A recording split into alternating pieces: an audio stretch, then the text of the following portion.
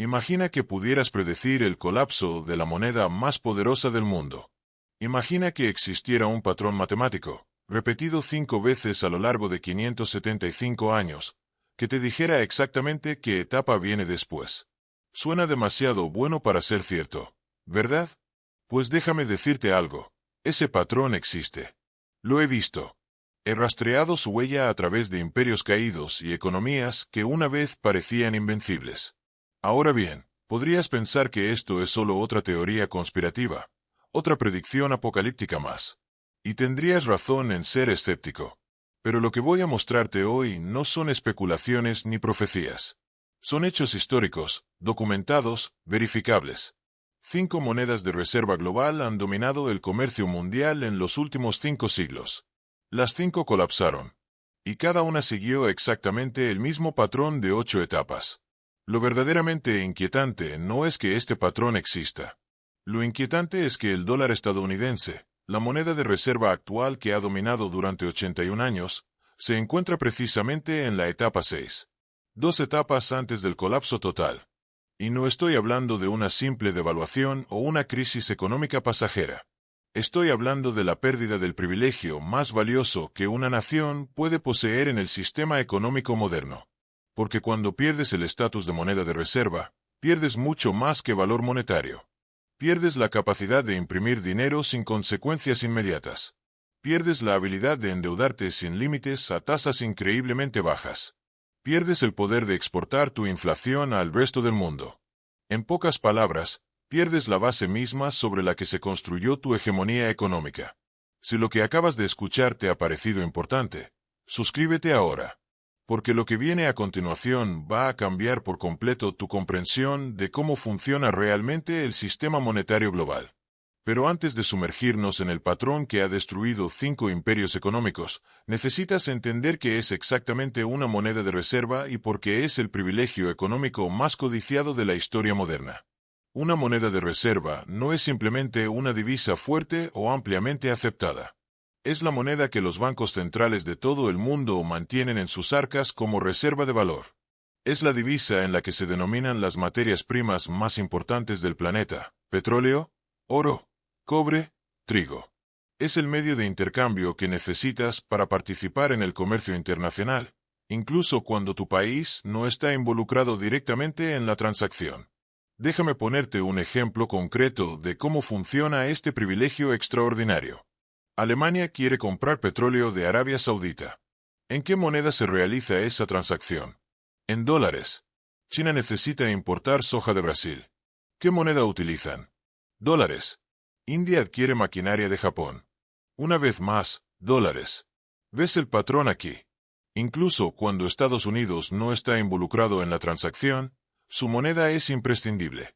Esta demanda artificial del dólar, que no tiene absolutamente nada que ver con la productividad real de la economía estadounidense, crea un fenómeno económico que los franceses llamaron en los años 60 el privilegio exorbitante.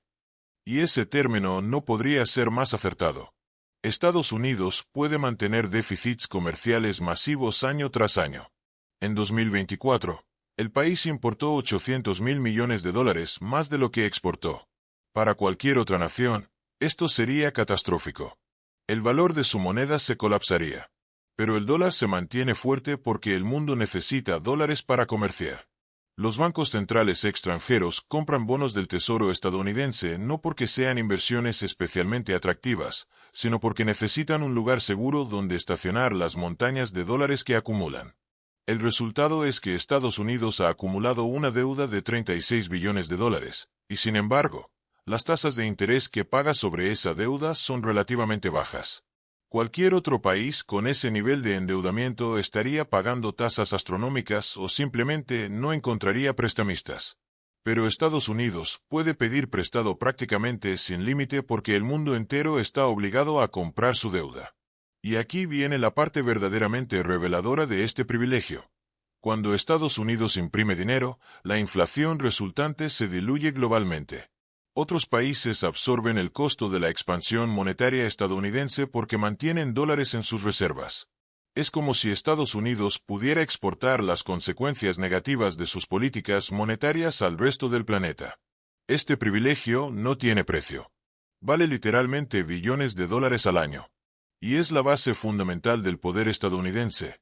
Más importante que su ejército, más valioso que su tecnología, más decisivo que sus recursos naturales. Porque el estatus de moneda de reserva permite financiar todo lo demás sin tener que producir realmente valor equivalente.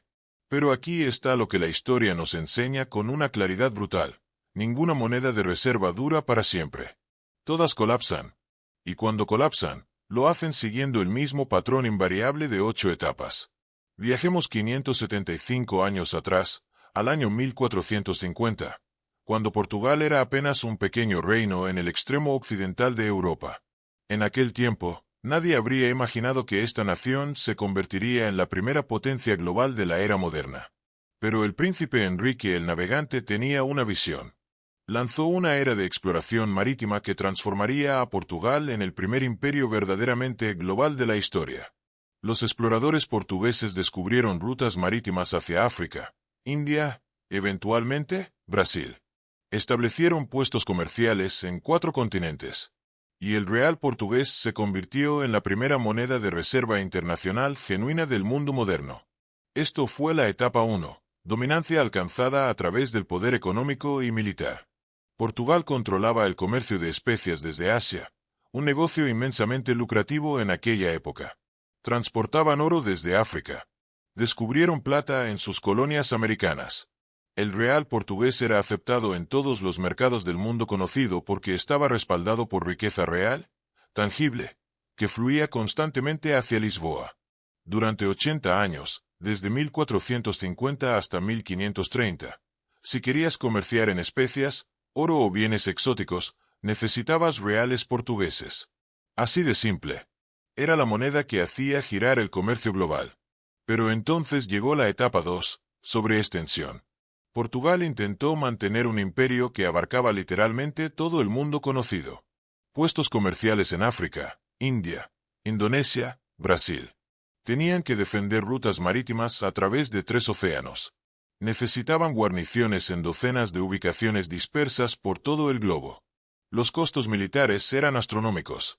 Y aquí está el problema fundamental. Portugal era un país minúsculo. Tal vez 1,5 millones de habitantes en su momento de mayor población. Simplemente no tenían los recursos humanos ni económicos para sostener un imperio global. Pero el privilegio de la moneda de reserva les hizo creer que podían hacerlo. Les dio la ilusión de que podían financiar indefinidamente sus ambiciones imperiales. La etapa 3 llegó inevitablemente. Gasto deficitario. Para principios del siglo XVI, Portugal estaba gastando mucho más de lo que ganaba. Los costos de mantener el imperio superaban con creces las ganancias del comercio. Comenzaron a pedir prestado a banqueros italianos y alemanes. Vendieron derechos comerciales futuros por efectivo inmediato. La deuda se acumulaba sin control. Esto llevó directamente a la etapa 4, degradación de la moneda. En aquella era, esto significaba mezclar metales básicos con el oro y la plata de las monedas. Monedas portuguesas que se suponía eran de oro puro comenzaron a contener 50% de cobre. Los comerciantes lo notaron inmediatamente. El valor real de las monedas se desplomó mientras su valor nominal permanecía igual. La etapa 5 fue inevitable, inflación. Cuando degradas tu moneda, los precios suben. Para la década de 1520, la inflación en Portugal era severa. El costo de mantener el imperio seguía aumentando, requiriendo más degradación monetaria, creando más inflación. Un círculo vicioso mortal. Luego vino la etapa 6, el punto de no retorno, pérdida de confianza. Para 1530, los comerciantes internacionales ya no confiaban en las monedas portuguesas. Exigían plata española en su lugar. El estatus del real como moneda de reserva estaba muriendo, y con él, el poder económico de Portugal.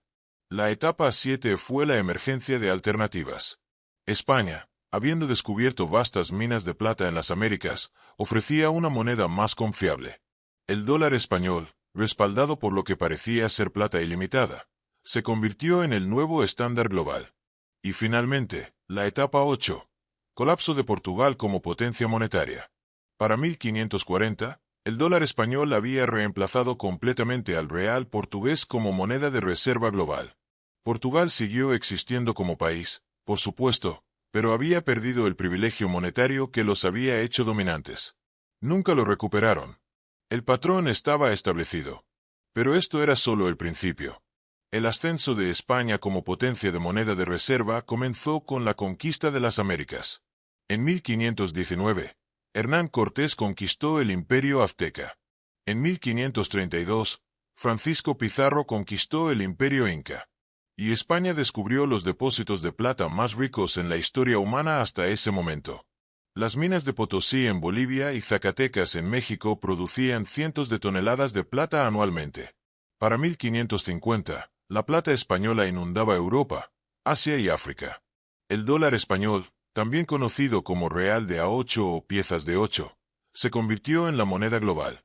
Se utilizaba desde China hasta Rusia, desde África Occidental hasta el sudeste asiático. Durante 110 años, el dólar español fue la moneda de reserva del mundo. Etapa 1 completada, dominancia respaldada por riquezas sin precedentes. España producía la mitad de la plata mundial. Todo el mundo quería dólares españoles porque eran plata real, de peso estandarizado y universalmente aceptados.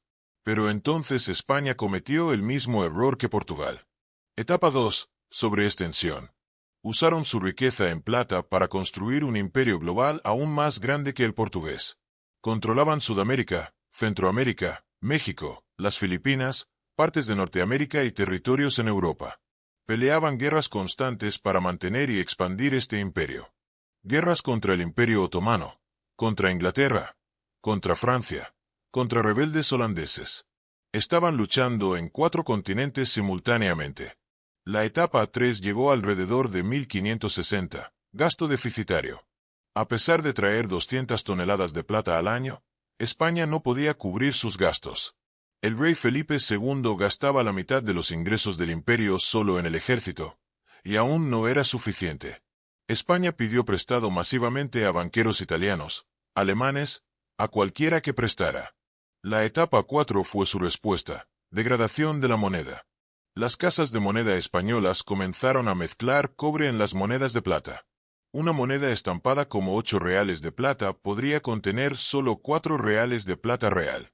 El valor nominal permanecía, pero el valor real se desplomaba. La etapa 5 fue inflación severa a partir de 1600. Cuando degradas la moneda, los comerciantes ajustan los precios hacia arriba. La inflación española se volvió aguda. Los bienes importados se volvieron caros. Incluso los bienes españoles se encarecieron a medida que la velocidad del dinero aumentaba mientras la confianza disminuía. La etapa 6 aceleró después de 1620, pérdida de confianza. Los comerciantes internacionales comenzaron a rechazar las monedas españolas a su valor nominal. Exigían pesarlas y ensayarlas porque nadie confiaba en el contenido de plata. España declaró bancarrota 4 veces entre 1557 y 1647. 4 defaults soberanos en 90 años. Para 1640, la confianza en la gestión financiera española estaba muerta. La etapa 7 vio emerger alternativas. Los holandeses, que habían ganado su independencia de España y construido su propio imperio comercial, ofrecían el florín respaldado por el sistema bancario de Ámsterdam. El florín era confiable, estable y cada vez más preferido para el comercio internacional. Y la etapa 8 llegó con el colapso de España. Para 1650, el dólar español ya no era la moneda de reserva. El florín holandés lo había reemplazado. España siguió siendo rica por la plata americana durante un tiempo, pero perdieron el privilegio monetario que viene con el estatus de reserva. Ya no podían pedir prestado a tasas favorables. Ya no podían exportar inflación.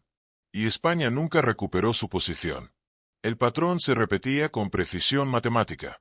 Ahora, esto es importante, así que quiero que te suscribas si aún no lo has hecho. Porque estamos a punto de llegar a la parte donde este patrón llega hasta nuestros días.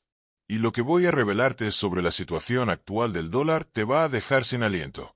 La Edad de Oro holandesa comenzó a principios del siglo XVII después de ganar la independencia de España. Los holandeses construyeron el sistema financiero más sofisticado del mundo. La Bolsa de Ámsterdam, fundada en 1602, fue la primera bolsa de valores moderna. El Banco de Ámsterdam, Fundado en 1609, fue la institución financiera más confiable de la Tierra. El florín holandés se convirtió en la moneda de reserva global porque los sistemas bancarios y las redes comerciales holandesas eran más avanzados que cualquier otra cosa en existencia.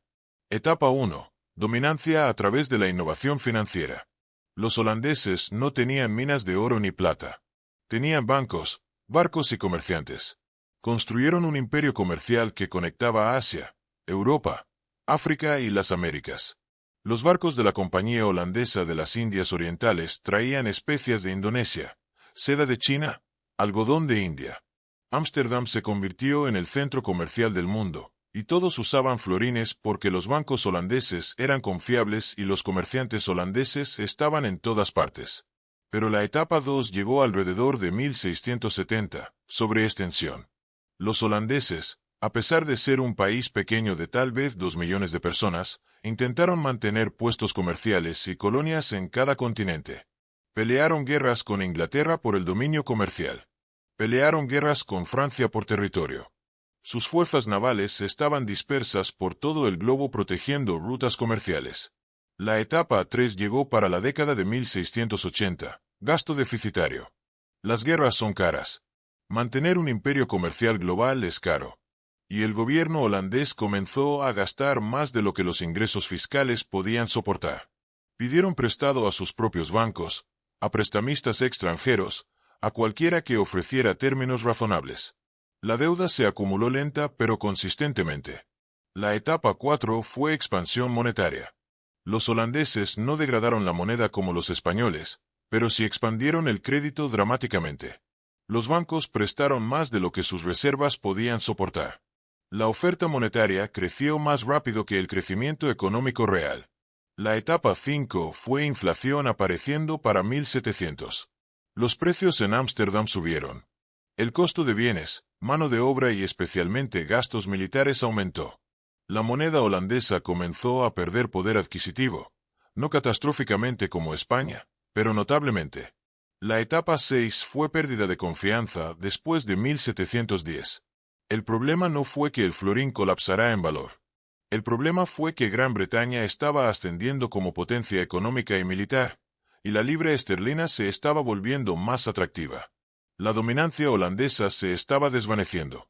Las guerras con Francia habían sido costosas. La economía se estancaba mientras la británica prosperaba. La etapa 7 vio alternativas emergiendo rápidamente después de 1720. El imperio británico se expandía. La Marina Real se estaba convirtiendo en la fuerza más poderosa en los mares. Los mercados financieros de Londres crecían. La libra esterlina se usaba cada vez más para el comercio internacional porque Gran Bretaña era ahora la potencia dominante. Y la etapa 8 fue la pérdida del estatus de reserva del florín. No hubo crisis dramática, no hubo colapso, solo un cambio gradual a medida que el comercio global se movía de Ámsterdam a Londres, de florines a libras. Para 1750, la libra esterlina británica era claramente la moneda de reserva global. El florín holandés seguía siendo una moneda estable y respetada, pero ya no era la moneda que todos los demás necesitaban tener. El privilegio se había ido. El patrón se había repetido nuevamente, con precisión inquietante. El reinado de la libra esterlina británica como moneda de reserva fue el más largo de la historia, durando 224 años desde aproximadamente 1720 hasta 1944. Gran Bretaña construyó el imperio más grande en la historia humana, controlando en su apogeo una cuarta parte de la superficie terrestre y la población del planeta. La frase "el sol nunca se pone en el imperio británico" era literalmente cierta. La libra esterlina era la moneda que denominaba el comercio global durante más de 2 siglos. Etapa 1 completa, dominancia a través de la revolución industrial y el imperio.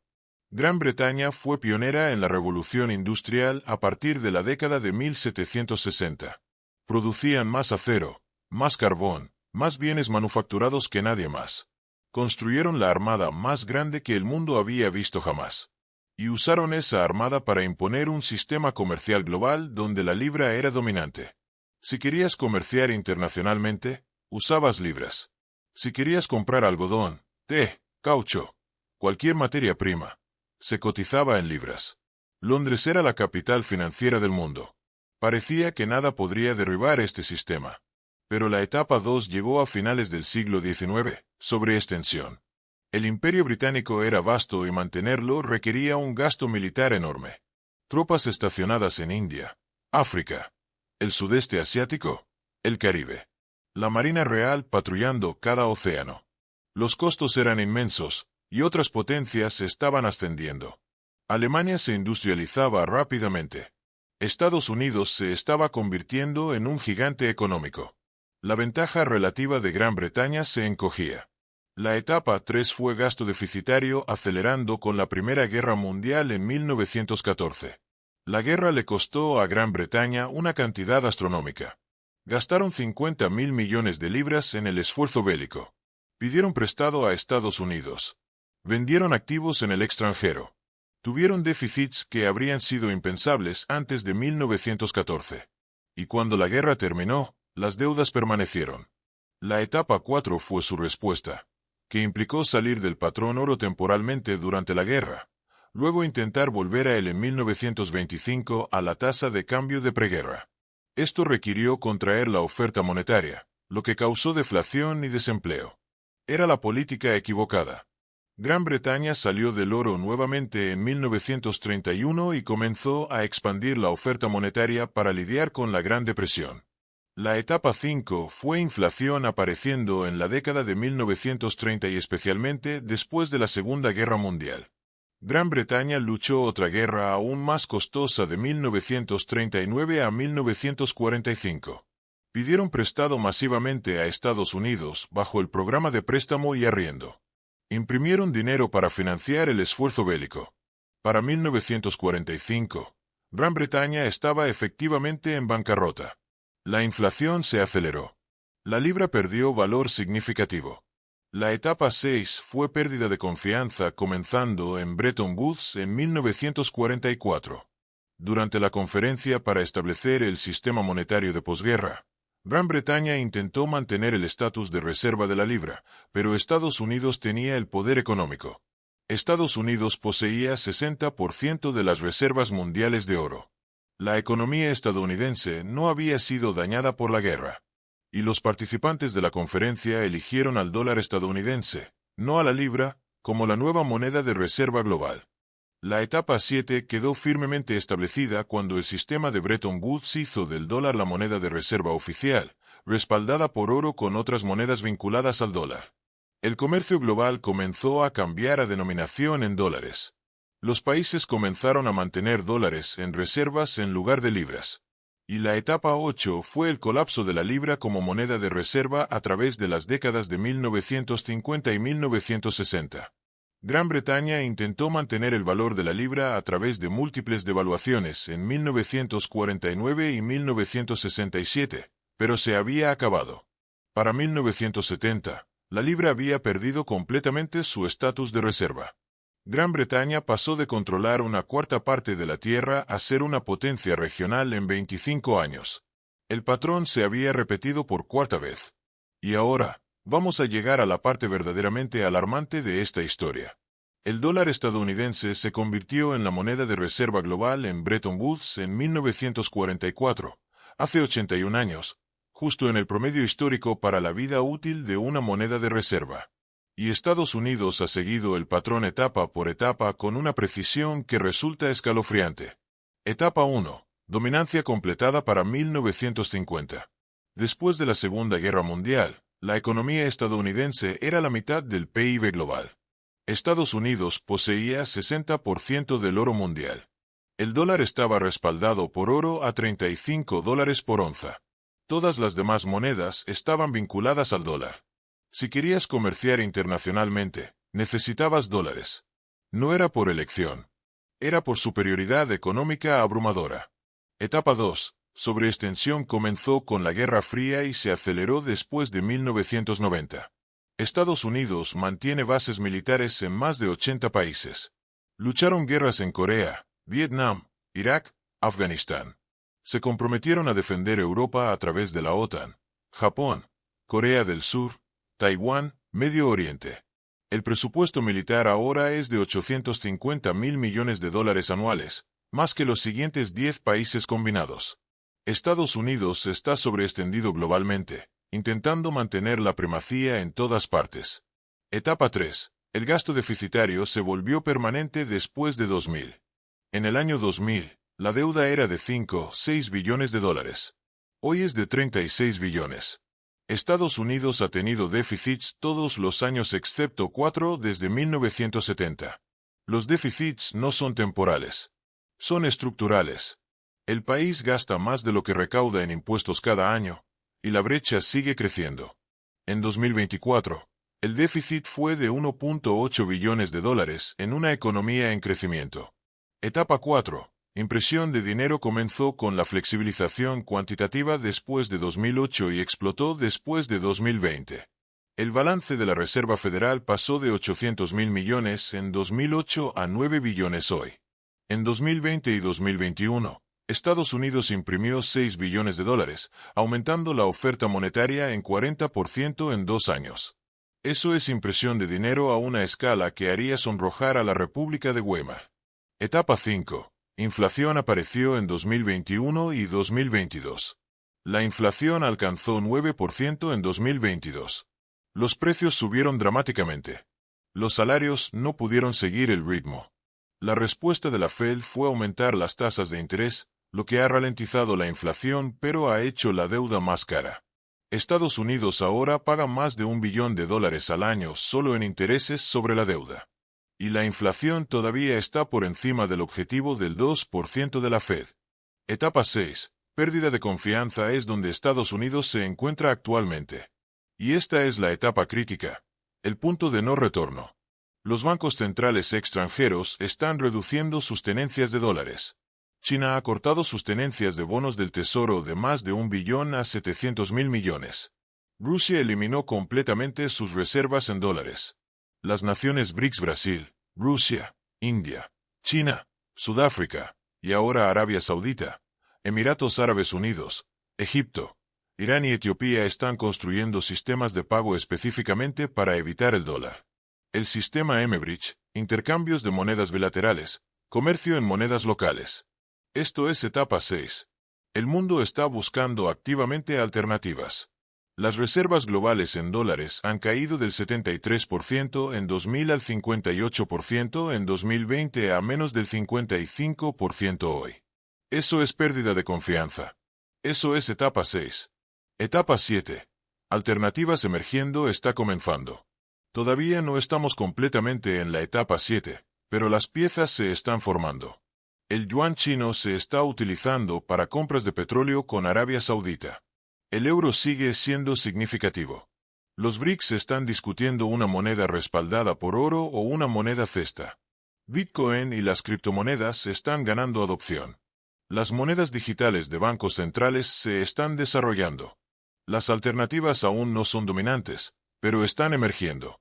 Y la etapa 8 es lo que viene después, colapso del estatus de reserva. El dólar pierde el privilegio. Los países ya no necesitan mantener reservas masivas en dólares. El comercio cambia a otras monedas. Y Estados Unidos ya no puede pedir prestados 36 billones a tasas bajas, ni exportar inflación globalmente. El nivel de vida construido sobre 80 años de privilegio se desploma. 5 monedas de reserva. 5 colapsos. El real portugués duró 80 años. El dólar español duró 110 años. El florín holandés duró 80 años. La libra británica duró 224 años. El dólar estadounidense ha durado 81 años y está en la etapa 6 de 8. La vida útil promedio es de 120 años o menos. El patrón es claro como el cristal. Etapa 1. Dominancia. Etapa 2. Sobreextensión. Etapa 3. Gasto deficitario. Etapa 4. Impresión de dinero. Etapa 5. Inflación. Etapa 6. Pérdida de confianza. Etapa 7. Emergen alternativas. Etapa 8. Colapso. Estados Unidos ha completado las etapas 1 a 5. Estamos en la etapa 6 ahora mismo. La fuga de capitales está comenzando. Las alternativas se están formando. Todavía no estamos en el colapso. Pero la historia dice que las etapas 6, 7 y 8 suceden relativamente rápido una vez que la confianza se rompe. Gran Bretaña fue de Bretton Woods en 1944 a la pérdida completa del estatus de reserva para 1970, solo 26 años. El dólar podría durar otra década, tal vez dos. Pero el patrón dice que el colapso viene, porque ninguna moneda de reserva ha mantenido su estatus una vez que llegó a la etapa 6. La pérdida de confianza, una vez iniciada, es irreversible. Tal vez el dólar es diferente. Tal vez el poder estadounidense es tan abrumador que el patrón no se completará. Tal vez la tecnología o el dominio militar preservarán la hegemonía del dólar a pesar de los fundamentos. Pero el patrón dice lo contrario. La historia dice lo contrario. Portugal pensó que su imperio comercial era inexpugnable. España pensó que la plata ilimitada significaba dominancia permanente. Los holandeses pensaron que la innovación financiera era suficiente. Gran Bretaña pensó que el imperio duraría para siempre. Todos creyeron que eran excepcionales. Ninguno lo fue. El patrón ganó. Y 5 de 5 veces, la etapa 6 llevó a las etapas 7 y 8. El dólar estadounidense está en la etapa 6. Pérdida de confianza. Bancos centrales extranjeros vendiendo dólares. Los BRICS construyendo alternativas. Las reservas en dólares declinando. Todavía no estamos en el colapso, pero estamos a 2 etapas de distancia. Y la historia dice que esas 2 etapas finales llegan rápido. El privilegio de moneda de reserva que ha definido el poder estadounidense durante 80 años está terminando. Y cuando termine, todo cambia. La deuda se vuelve insostenible. Los déficits comerciales se vuelven imposibles. El nivel de vida estadounidense construido sobre dinero impreso que el mundo aceptaba porque tenía que hacerlo colapsa cuando ya no tienen que aceptarlo. 5 monedas siguieron 8 etapas. Las 5 colapsaron. La sexta está siguiendo el mismo patrón. Etapa 6 completa. Etapas 7 y 8 por delante. Las matemáticas son inevitables. La historia es clara. Y las señales de advertencia están en todas partes. Si esto te abrió los ojos sobre dónde está realmente el dólar en el ciclo de muerte de las monedas de reserva, suscríbete ahora. Porque cuando lleguen las etapas 7 y 8, cuando las alternativas reemplacen al dólar y el estatus de reserva colapse, querrás entender por qué el poder de Estados Unidos se evaporó tan rápidamente. Las respuestas no están escondidas en el futuro. Están escritas en 575 años de historia monetaria. Y el patrón nunca miente.